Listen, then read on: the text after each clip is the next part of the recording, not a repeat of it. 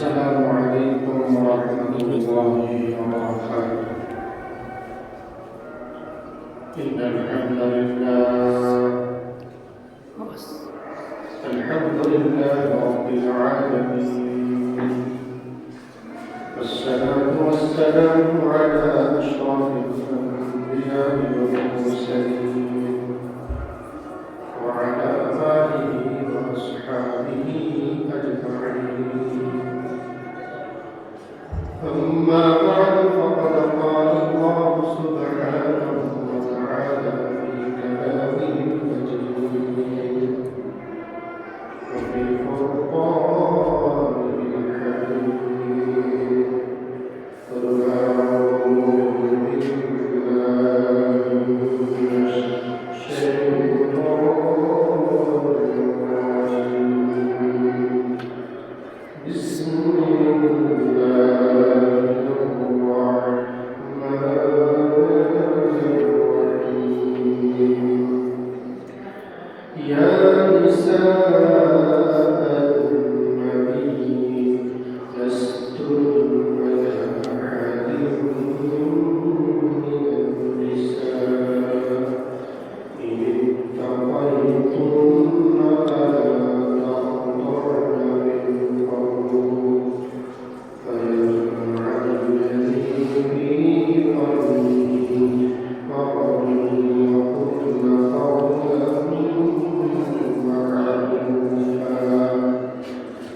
اللهم صل على محمد وعلى آل محمد كما صليت على إبراهيم وعلى آل إبراهيم إنك حميد مجيد. اللهم بارك على محمد وعلى آل محمد كما باركت على إبراهيم وعلى آل إبراهيم إنك حميد مجيد. بلغ العلا بكماله كشف الدجى بجماله حسن جميع أبصاره صلوا عليه وآله. صدق الله مولانا العظيم وصدق رسوله النبي الكريم ونحن على ذلك من الشاهدين والشاكرين والذاكرين والحمد لله رب العالمين. سبحانك لا علم لنا إلا ما علمتنا إنك أنت العليم الحكيم. رب اشرح لي صدري ويسر لي أمري واحلل عقدة من لساني يفقهوا قولي وبك أستعين يا مستعان. আলহামদুলিল্লাহ, রব্বে কারীমের দরবারে লাখ কোটি শুকর, যিনি আমাদেরকে জুমার নামাজ আদায় করার জন্য মসজিদে সমবেত হওয়ার তৌফিক দান করেছেন। এর জন্য কালিমাত শুকর আদায় করি আলহামদুলিল্লাহ। মসজিদে আগে আসতে পারা একটা ভাগ্যের ব্যাপার। নামাজ পড়তে পারাটা একটা ভাগ্যের ব্যাপার। মুসলিম হওয়াটা এটা একটা ভাগ্যের ব্যাপার। পৃথিবীতে মানুষ হিসেবে জন্ম নেওয়াটা একটা ভাগ্যের ব্যাপার।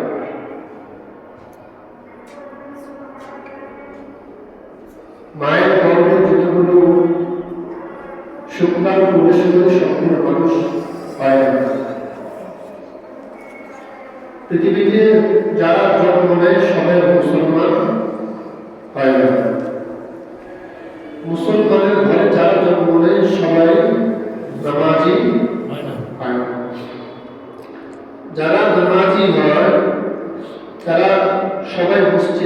আগে আসতে পারে না। আর জুমার দিন মসজিদে আগে ভাগে আসা এটা আরো বড় ভাগ্যের ব্যাপার। যাই হোক, আপনারা যারা এসেছেন, আল্লাহ পাক আপনাদের সবাইকে দুনিয়া আখিরাতে সর্বোত্তম কল্যাণ এবং প্রতিদান দান করুন, বলুন আমিন। আজকে আলোচনা করব নারীর মর্যাদা এবং নারীর অধিকার সম্পর্কে। নারী এটা একটা পৃথিবীর বিশাল একটা অংশ।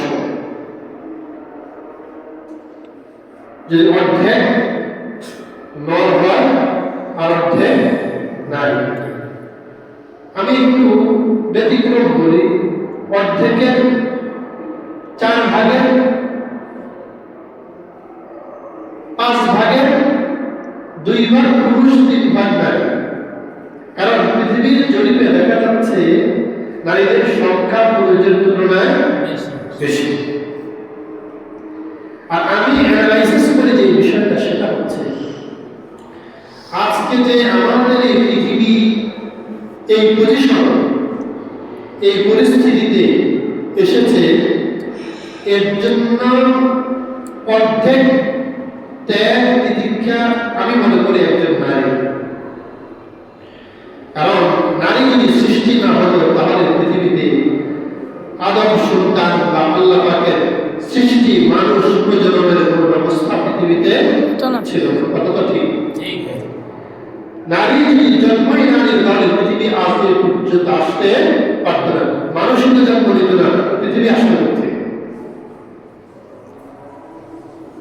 এজন্য নারীর অবদান, নারীর মর্যাদা, নারীর কৃতিত্ব এটা অস্বীকার করার কোনো সুযোগ কোনো পুরুষের আছে বলে আমি এটা মনে করি।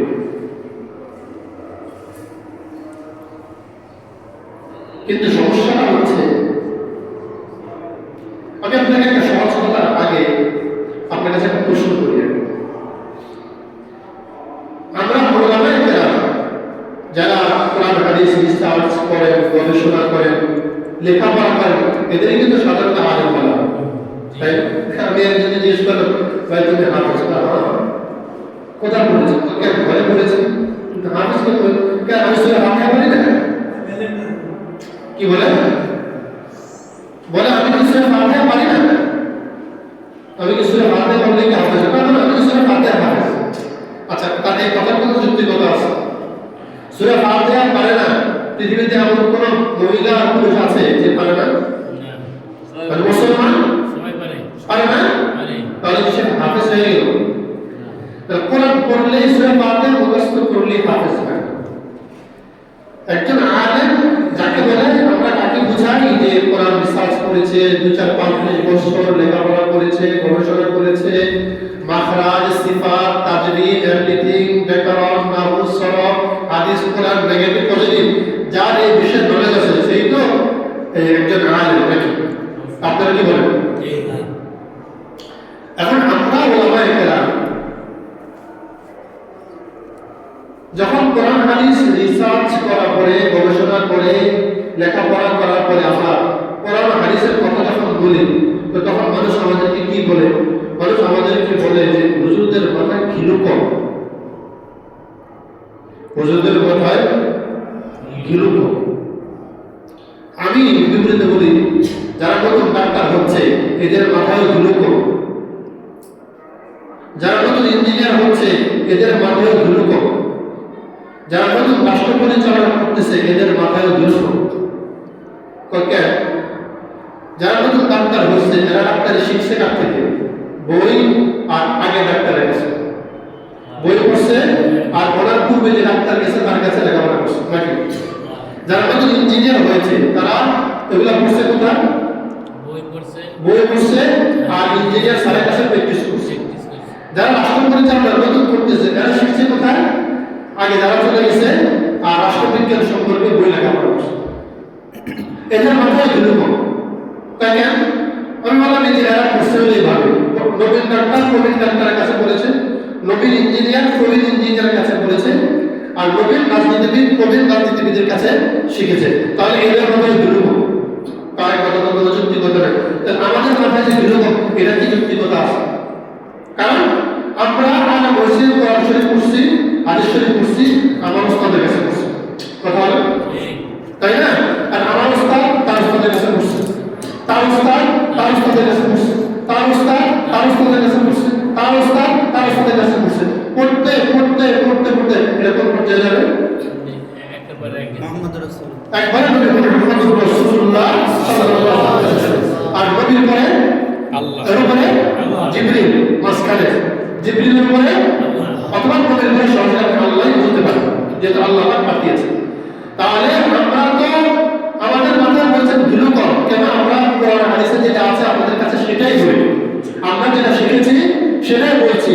এটা বলতে আপনি বলছেন ধুলো কম, তাই আমরা তো কোরআন শরীফ পড়েছি, হাদিস শরীফ পড়েছি আমার উস্তাদের কাছে, উনি পড়েছেন তার উস্তাদের কাছে, নবী থেকে আল্লাহ থেকে যেটা আসছে আমরা সেটাই বলছি।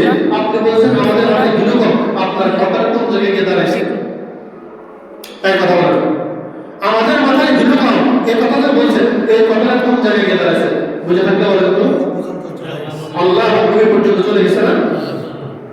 আমরা তো এটাই বলছি, যদি আমি বানিয়ে কথা বলি, বারবার বলে 10 জন আলেম পৃথিবীর সব আলেমকে বানায় বানায় কথা বলে, হ্যাঁ? তাহলে আলেমদের মাথায় ধুলো কম এই কথাটা বলা হয় না। যদি উনি কোরআন হাদিসের কথা বলার কারণে আপনি এই কথা বলে থাকেন, জাগতিক বিষয় সেটা ভিন্ন কথা, এটা বলতে পারেন। আমাকে একজন বলছে আমাদের মাথায় ধুলো কম, এই জন্য বলছি। কেন বলছি? উনি নারী স্বাধীনতার পক্ষে। আজকে আমি বুঝাবো কোনটা স্বাধীনতা আর কোনটা পরাধীনতা, এটা আমি আগে বুঝাবো। এরপরে যদি আমারটা ভুল হয় আপনি আমাকে বলবেন। মাথা ধীরে ব্যথা, কি কথা বলবো আমার আজকে মাথা ঠিক নাই। আপনারা কোরআন হাদিস সম্পর্কে এতটাই আপনারা ধারণা কম যে কোরআনে কি আছে আপনারা জানেন না, বুঝেন না, বোঝার চেষ্টাও করেন।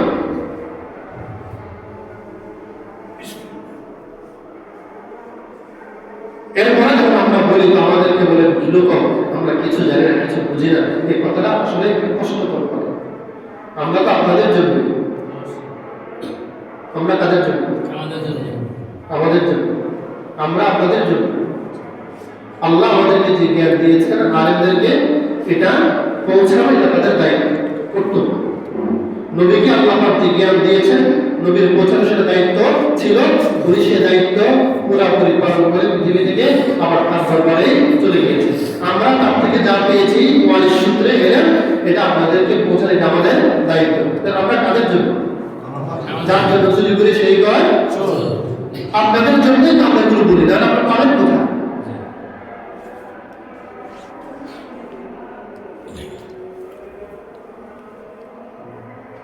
এই গেল একটা প্রশ্নের জবাব। আরেকটা প্রশ্নের উত্তর দেয় আপনাদেরকে, এরপর আলোচনা করব। যখন রাস্তাঘাটে গাড়ি ঘোড়া আপনি চলেন, অনেক মহিলাদেরকে বলতে শুনবেন ঘরে মা বোন তো সবাই আছে, বলে কি বলে বলে না? যখন চাচি ছিলেন তো, কাকি, বাবার ভাইয়ের স্ত্রী, তাই না? কাকার স্ত্রী কি বলে? কাকি, চাচি, বড় অল্প, ছোট অল্প, এক ভাষায় মামি, মানে আমার মা ভাইয়ের স্ত্রী কি বলে? মামি। কাকির সঙ্গে পর্দা করতে হয়, পর্দা করা ফরজ, জানেন এই বছর? কাকির সঙ্গে পর্দা করা ফরজ ভাতিজার জন্য। তার জন্য আমার কাকির সঙ্গে আমার পর্দা করা ফরজ, জানেন এই বছর? জানেন আমার কাকির সঙ্গে আমার পর্দা করা ফরজ, আমার মামির সঙ্গে আমার পর্দা করা ফরজ। মনে রাখবেন, আমার কাকির সঙ্গে আমার পর্দা করা বলে মাসাটা কম। কার কাকি? কার? বলে সবাই বলে আমার কাকির সঙ্গে আমার পর্দা করা। এই ছেলে বলো আমার সাথে বলো, হ্যাঁ বলো, আমার মামির সঙ্গে আমার পর্দা করা। আপনি যখন কাকির সঙ্গে পর্দা করতে যাবেন, আমি ভাইয়ের মতো আমার বিয়ে করতাম, বলে না আমি এই সমস্যার মুখোমুখি হয়েছি এক সময়, এখন হয় না। সে পরিবেশ হয়ে গেছে। আমার মায়ের সঙ্গে যখন পর্দা করতে গেছি আমি সমস্যার মুখোমুখি হয়েছি। তাহলে কাকি এবং মামি কার মতো? মায়ের মতো। এরা বলে মায়ের মতো, কথা ঠিক আছে। কাকি মামি মায়ের মর্যাদা তুল্য, এরা মুরব্বীরা মর্যাদা তুল্য, কথা তো ঠিক আছে। তাহলে মায়ের সমতুল্য মা না, মায়ের সমমর্যাদা চাচি এবং মামি, এদের সঙ্গে পর্দা করতে গেলে এরা বলে কি, আমি তোমার মায়ের মতো, আমার সঙ্গে কি পর্দা করতে হয়? বলে কি বলে না? আছে কি আসে না? আচ্ছা, পর্দা করতে কি হয়? হ্যাঁ, পর্দা করা ইসলামের বিধান। পর্দা করতে কি হয়? হয়, পর্দা করতে হয়। কিন্তু এরা কি বলে, আমি তোমার মায়ের মতো। মানুষ সবারই আছে, তোমার মার সাথে যেমন তুমি পর্দা করো না, কথা বলো না, আমার সাথে কথা। এত বুঝতে পারছেন? আচ্ছা, এরপরে এবার আমি একটা প্রশ্ন করি। নবীজি সাল্লাল্লাহু আলাইহি ওয়াসাল্লামের 9 জন বা 11 জন স্ত্রী, ওনারা আমাদের জন্য কিসের মর্যাদা রাখেন? একজন বলছে মায়ের মর্যাদা, বলে কিসের মর্যাদা রাখেন? নবীর পত্নীগণ, নবীর স্ত্রীগণ উম্মতের জন্য কিসের মর্যাদা? মায়ের মর্যাদা। এই কথাটা কোরআন শরীফে আছে, এটা সিক্রেট একটা বিষয়। আমি কোরআন থেকে বলবো যেন আপনার একটা নলেজে থাকে। নবী পত্নীগণ, নবীর স্ত্রীগণ আমাদের উম্মতের কাছে কিসের সমতুল্য? কিসের সমতুল্য? মায়ের সমতুল্য, মায়ের মর্যাদা। ওরা আমি মনে করি আমার মা তো মা, কিন্তু নবীর স্ত্রী তো নবীর স্ত্রী, তাই না? আমার মাকে যেমন সম্মান করি, আমি একটা আগে নবী পত্নীগণকে সম্মান এবং মর্যাদা দেওয়ার চেষ্টা করি, তাই না? তাহলে নবী পত্নীগণ উম্মতের কাছে কিসের সমতুল্য? আল্লাহ বলেন সূরা আহজাবের 6 নম্বর আয়াত, কয় নম্বর? কোন সূরা? সূরাতুল আহজাব। রাগ করেন কি? আবার রাগ করেন। সূরার নাম কি? সূরাতুল আহজাব। 21 নম্বর পারা 17 নম্বর পৃষ্ঠা সূরাটা শুরু হয়েছে। আল্লাহ বলেন النبي أولى بالمؤمنين من أنفسهم وأزواجه أمهاتهم النبي أولى بالمؤمنين من أنفسهم وأزواجه أمهاتهم আল্লাহ তাআলা বলেন নবী মুসলমানদের কাছে সবচেয়ে বেশি দামি। নবী মুসলমানদের কাছে তাদের নিজেদের চাইতেও দামি। একজন নবীর মর্যাদা মুমিনের কাছে তার মর্যাদার চাইতেও দামি। একজন নবীর সম্মান মুসলমানদের কাছে তার আত্মার চাইতেও দামি। নবীর মর্যাদাকে ক্ষুণ্ণ হতে দিব না, যদি আমার জীবন চলে যায়, এটাই বলে কি? আরে কথা বলে না, সব মুসলমানের দিনের আশা কিন্তু এটাই, আমি মারা যাই, আমি মরে যাই, কিন্তু নবীর মান সম্মান ক্ষুণ্ণ হতে দিব না, এটাই তো মুসলমানের দাবি। কি বলেন? ওই মুসলমান নামাজ পড়ুন চাই না পড়ুন, কিন্তু নবীর বিরুদ্ধে কেউ কথা বললেন ওই মুসলমানের দিল কিন্তু আর শান্তি থাকে না। আল্লাহ বলেন একজন নবী আমাদের পয়গম্বর মুসলমানদের কাছে তার আত্মা, তার ইজ্জত, তার সম্মান, তার জীবনের চাইতেও দামি। ওয়াজওয়াজুহু উম্মাহাতুহুম, আর নবীর স্ত্রীরা উম্মতের কাছে তাদের মায়ের মতোই দামি, মায়ের মতোই সমমর্যাদার অধিকারী। শুধু এটা বলেন, আল্লাহ বলেন নবীর স্ত্রী উম্মতের কাছে তাদের মা, তার নবীর স্ত্রী আমাদের কি? আর যদি বলেন নবী পত্নীগণ আমাদের কি? আমাদের মা। এই ঘুমান, নবী পত্নীরা আমাদের কাছে কি? কে বলছেন? কে বলছেন? কোন সূরা কত নম্বর আয়াত?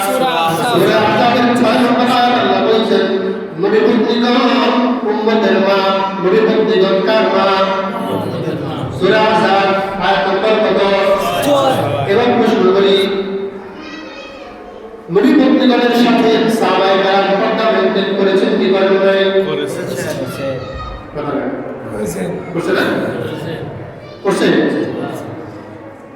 নবী পত্নীগণের সঙ্গে সাহাবায়ে কেরাম পর্দা মেইনটেইন করছেন। তাহলে উম্মতকে সবক দিয়ে গেছে। আমরা যেমন নবী পত্নীগণের সঙ্গে পর্দা মেনটেন করেছি, তাই আমার পর্যন্ত যদি ওনারা বেঁচে থাকতো, ওনাদের সঙ্গে আমাদের পর্দা মেনটেন করা আমাদের দায়িত্ব ছিল। ছিল কি ছিল না? ছিল কি ছিল না? তাহলে নবী পত্নীগণ উম্মতের মা হওয়া সত্ত্বেও যদি তাদের সঙ্গে পর্দা মেনটেন করা উম্মতের জন্য ফরজ হয়, আমার চাচি, আমার মামি, আমার মায়ের সমতুল্য হওয়া সত্ত্বেও তাদের সঙ্গে পর্দা মেনটেন করার জিম্মাদারি আছে না নাই? লজিক শিখিয়ে দেন। যখন বলবেন আমি তো তোমার মা, তখন বলবেন নবী পত্নীগণ উম্মতের কাছে মা ছিল, সাহাবায়ে কেরাম তাদের সঙ্গে পর্দা মেনটেন করেছেন। সুতরাং আপনি মা হন আর যাই হন, আপনার সঙ্গেও আমার পর্দা মেনটেন করা ওইভাবে দায়িত্ব। কথাটা কি মনে থাকবে? কথাটা কি মনে থাকবে?